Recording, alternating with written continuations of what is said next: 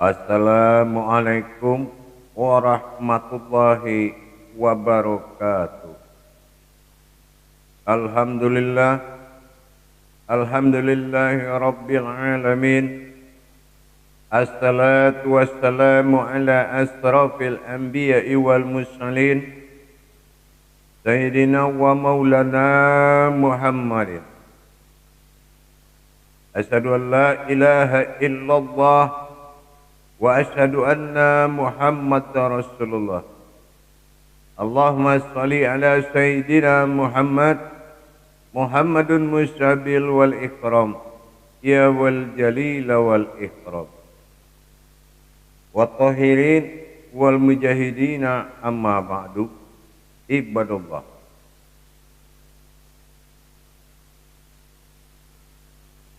dengan mengucapkan alhamdulillahi rabbil alamin,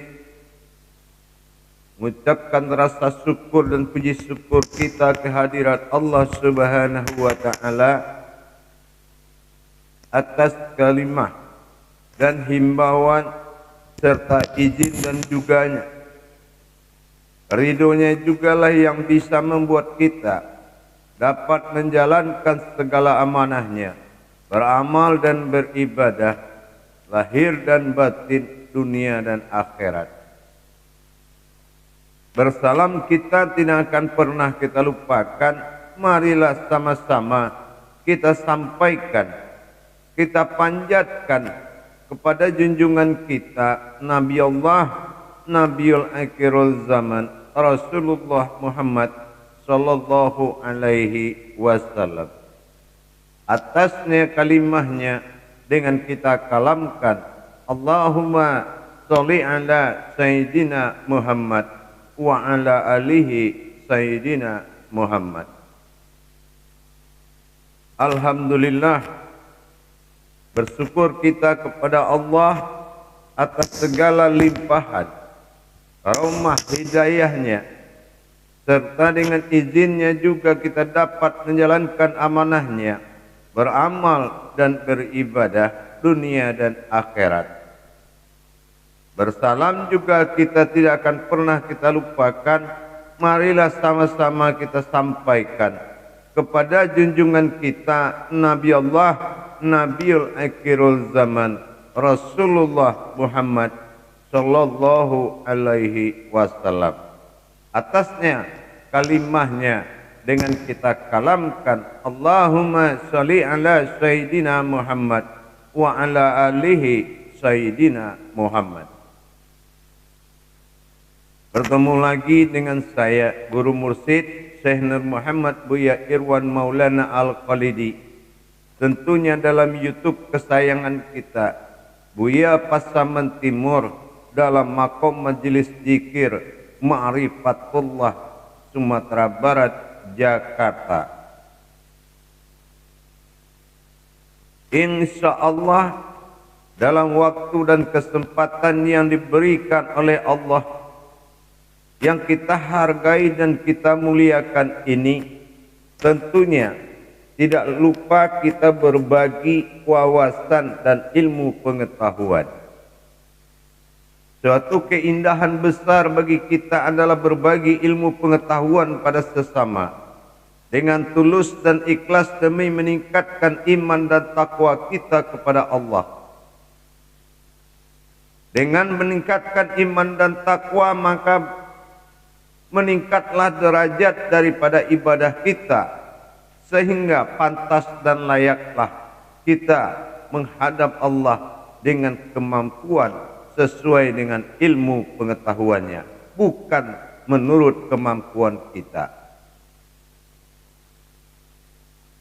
Berbicara jamaah, para hadirin dan para hamba Allah, muslimin dan muslimat rahimakumullah dimanapun berada. Dalam waktu dan kesempatan yang dimuliakan Allah ini, saya akan berbagi dua wawasan tentang sebuah nilai ibadah, sebuah keputusan ibadah, yang mana semua inilah yang diharapkan oleh semua umat. Apa?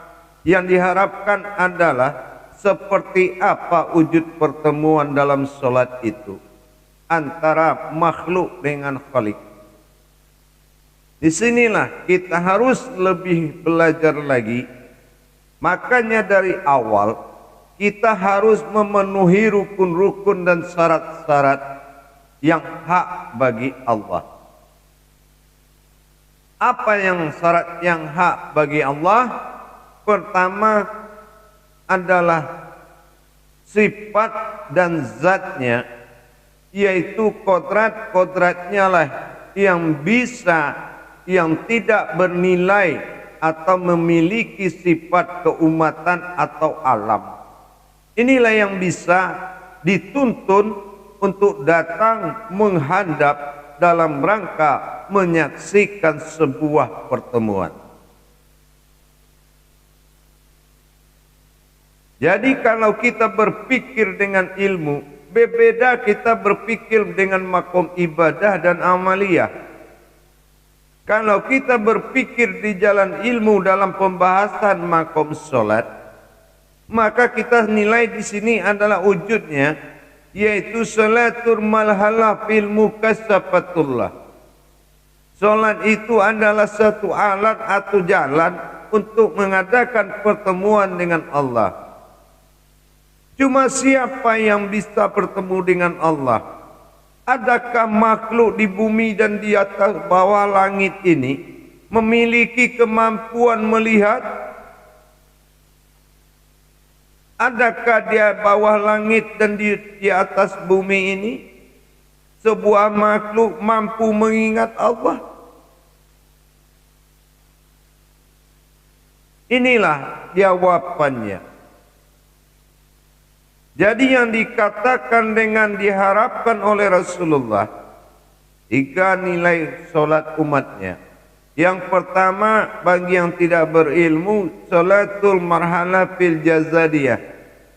Solat bagi orang yang tidak memiliki ilmu pengetahuan, hanyalah mengandalkan gerakan jasad belaka. Yang kedua, bagi orang yang belajar dan menuntut ilmu, atau bagi orang yang sudah berilmu, solat baginya, kata Rasulullah, solatan marhalah fil mikhrabi mu'min. Solat itu adalah suatu jalan tempat mi'rajnya orang mukmin. Artinya mi'rajnya orang berilmu.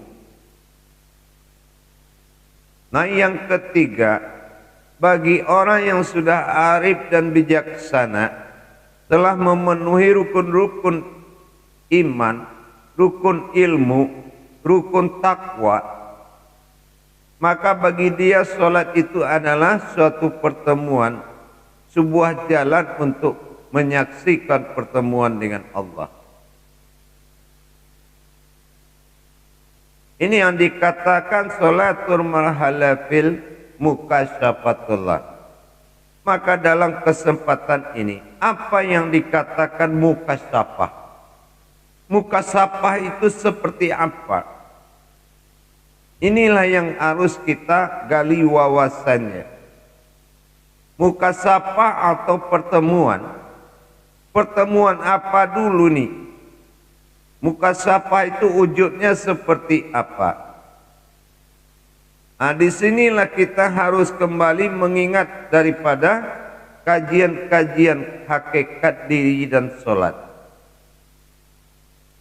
Bahwa dikatakan sesuatu itu mukasyafah, sesuai apa yang dijanjikan oleh Allah dalam surat Insyiqaq ayat 6, memang dipastikan kalau kita mau bekerja keras untuk bertemu dengan Allah, pasti akan bertemu. Kitanya siapa? Yaitu kodratnya sendiri. Mana kodrat Allah pada diri? Inilah yang pernah kita kaji. Jadi para hadirin, para penonton, para jemaah, para hamba Allah yang dimuliakan Allah, titik-titik akhir dari sebuah ibadah, harapan daripada kita semua umat, kita bisa mendapatkan pertemuan dengan Allah Subhanahu wa taala. Ini adalah bahasa amaliyahnya. Tetapi dalam konteks ibadah, kita hanya menyaksikan sesuatu yang diperlihatkan oleh Allah dalam kejadian fardu ain. Nah, di sini kita sudah mendapatkan tingkat kodrat mukasyafah. Mukasyafah ini, pertemuan ini ada 3. Ya, perhatikan para hadirin, para jemaah yang dirahmati Allah. Pertemuan itu kodratnya ada 3. Yang pertama, pertemuan antara kodrat Adam dan Muhammad berbentuk nur dan zat wujudnya. Nah, inilah yang akan menjadi suatu makom yang dinamakan makom ayan kerajian. Kalau ini belum ketemu, berarti satu kodrat keumatan belum terjadi. Belum boleh dikatakan ada keumatan. Kenapa? Syarat-syaratnya keumatan itu adalah kehambaan Allah pada diri. Bukan keumatan beragama, tapi keumatan kehambaan Allah pada diri. Mana kehambaan Allah pada diri? Yaitu diri yang tidak berurat, tidak berdarah, yang tidak bersekutu dengan Allah. Ini yang pertama. Nah, yang kedua, mukasyafahnya itu adalah mewujudnya pertemuan antara kodrat Allah di dalam makom kodrat Muhammad, yang mana kita pernah sampaikan, kalau Tuhan ingin dipanggil dengan nama Allah, maka Allah ingin dipanggil dalam nama Muhammad, dalam kodrat Muhammad. Ini adalah bentuk sebuah pentajalian batin dalam rangka menghimpun kerahasiaan Allah. Muhammad, Ahmad, dan Ahad. Nah, ini dia. Nah, ini pertemuan mukasyafah yang kedua. Kalau belum menjadi satu kodrat, hukum syahadat itu, yaitu syarat mutlak keumatan Allah. Siapa yang menghadap Allah itu sebenarnya?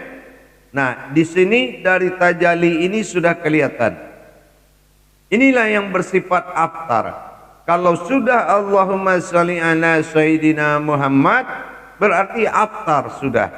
Aftar itu apa? Bersifat Tuhan dalam hukum yang banyak. Ada Tuhan yang pada ilahi nas, ada Tuhan kepada Rabbil alamin. Ini beda. Seperti kita menilai aftar, alif pada nyata, ba'dal tunggal alif pada sir tersirat yang lenyap dalam bismillah. Ini pertemuan antara aftar dan ba'dal ini dalam wujud titik bernama ada. Inilah sebuah pensaksian apabila ma'rifatnya Allah dia telah buka untuk bisa kita saksikan. Tentunya dengan kita mentajalikan daripada batin tadi. Bertajalinya pada solat tadi, perpindahan demi perpindahan, pertemuan demi pertemuan, perjalanan demi perjalanan, kenaikan-kenaikan kodrat diri, mencari diri dengan diri, bertemu nanti bukanlah diri, tapi sesuatu yang telah berdiri. Siapa yang berdiri selain daripada Allah? Tidak ada. Wala tafarakula bismillah. Tidak ada yang berdiri, melainkan kalau sudah datang kedatangan Allah, kemilahannya kepada diri kita. Nah, inilah yang disebut dengan perjalanan tadi, yaitu mukasyafah.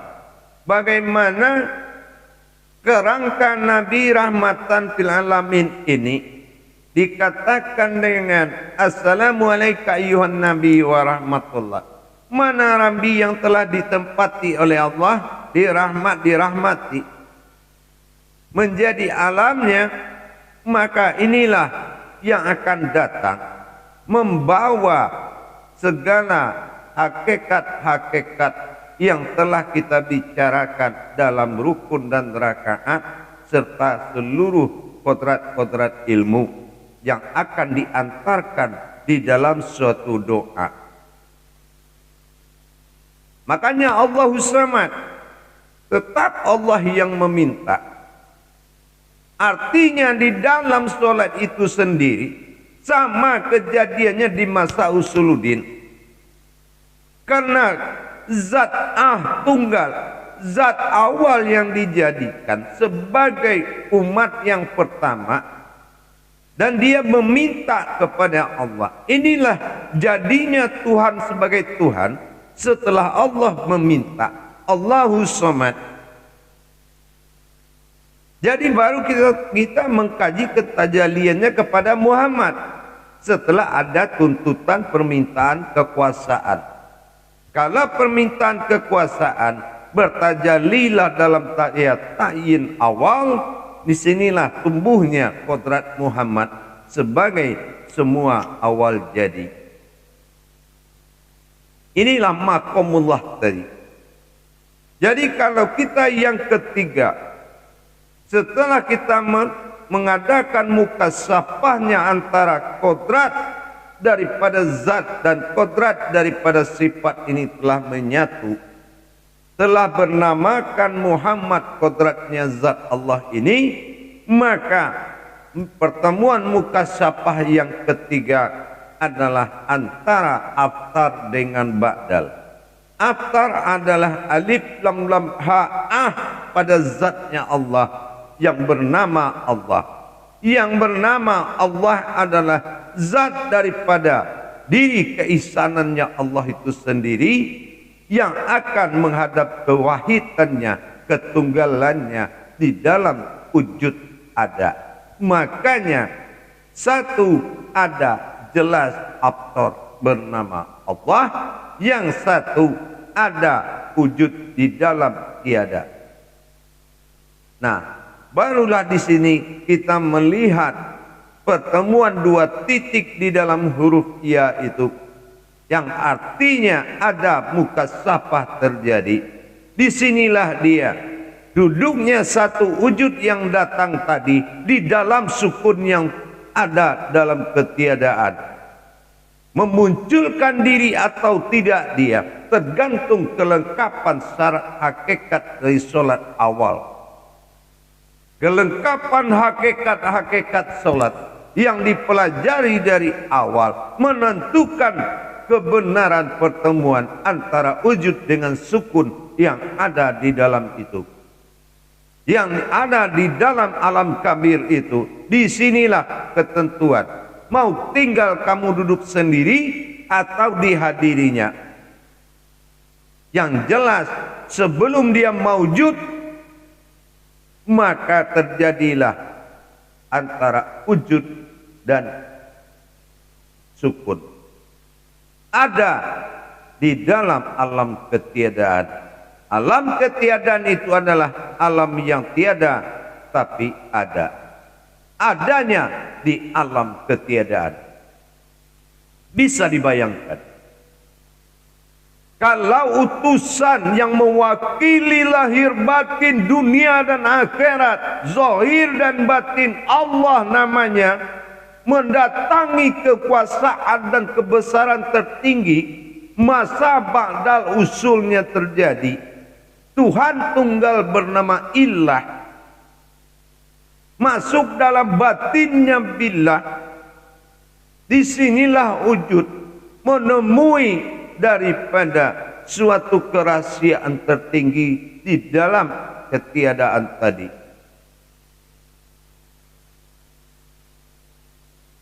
Apa yang dikatakan kerahasiaan tertinggi? Disinilah pertemuan antara alif yang nyata dengan alif yang tidak nyata, yang disebut dengan kalam sirullah.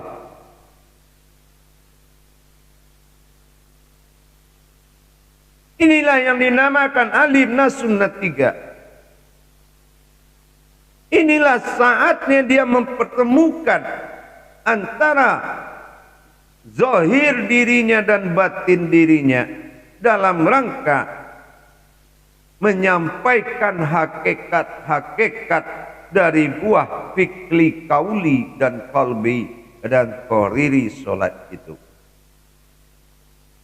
Inilah yang akan disaksikan batasan kita sebagai ruh yang berasal dari sulbi, yang dikatakan sulbi mewujud daripada kolbi.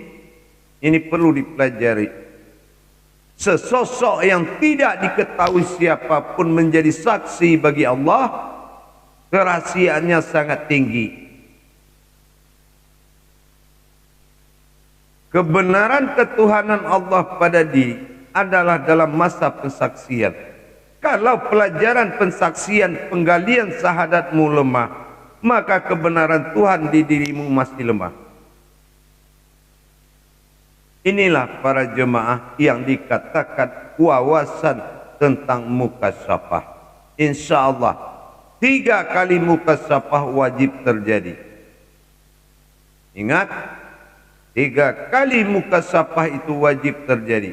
Pertemuan hakikat pertama antara kodrat Adam Nurani dan kodrat Muhammad Rabbani Rohani wajib menjadi satu dalam wujud ayan kerajiah. Yang kedua, baru ada pertemuan antara batin Rabbani dengan diri yang dikatakan ayan sabitah tadi, ayan kerajiah. Adanya pertemuan antara batin diri kita dengan ayan kerajiah tadi, maka berdirilah satu wujud. Disinilah masuknya sifat ke dalam makomnya. Maka itulah daripada mukasyafah yang kedua. Yang ketiga, barulah kodrat daripada Muhammad yang telah menyimpan batinnya Allah. Setelah Adam menyimpan batinnya Muhammad, batinnya adalah Allah, maka bersembunyi Allah dalam kodrat Muhammad di dalam rangka yaitu rohaninya.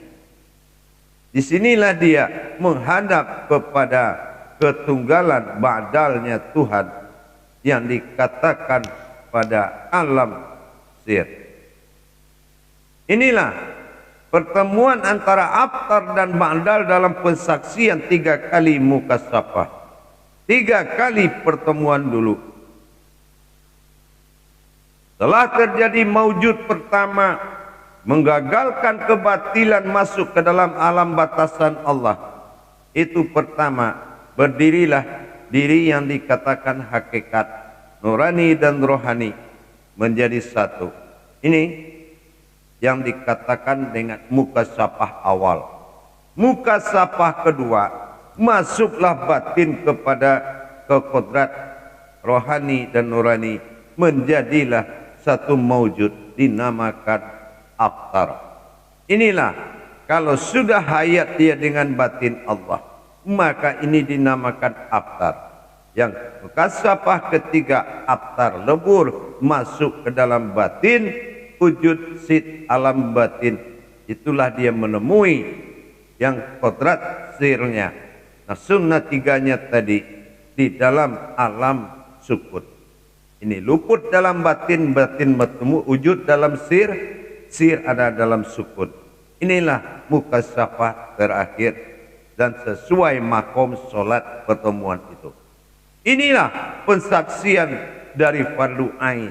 Inilah kesaksian kita, hak diri kita hanya dalam batas saksi. Apa yang kita saksikan? Yang telah diperlihatkan oleh Allah dalam perjalanan hakikat itu. Insya Allah dalam tayangan berikutnya kita akan kembali berbagi wawasan lagi dalam rangka menyempurnakan hakikat Allah pada diri, dan diri yang hakikat adalah diri Allah, hakikatnya diri manusia. Insya Allah sampai kita mencapai suatu niat, yaitu berdirinya alif kepada yang alif, Insya Allah itulah kebenarannya. Syahadat, syahadah, ahadah. Menyatulah menjadi satu. Bukan kamu mengkaji diri lain lagi, tetapi hilang apa yang dicari dan bertemulah apa yang berdiri. Inilah suatu jalan.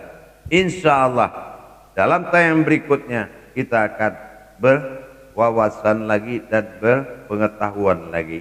Insya Allah akhirul kalam. Wabillahi taufik wal hidayah. Wassalamualaikum warahmatullahi wabarakatuh.